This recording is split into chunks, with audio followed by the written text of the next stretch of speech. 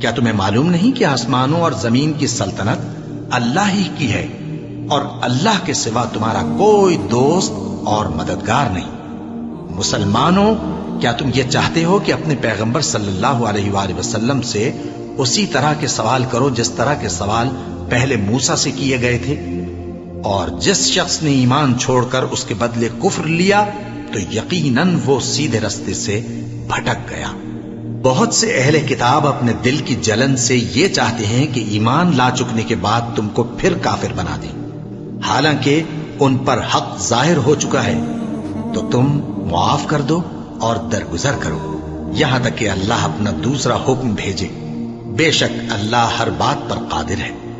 اور نماز ادا کرتے رہو اور زکوٰۃ دیتے رہو، اور جو بھلائی اپنے لیے آگے بھیج رکھو گے اس کو اللہ کے ہاں پالو گے۔ کچھ شک نہیں کہ اللہ تمہارے سب کاموں کو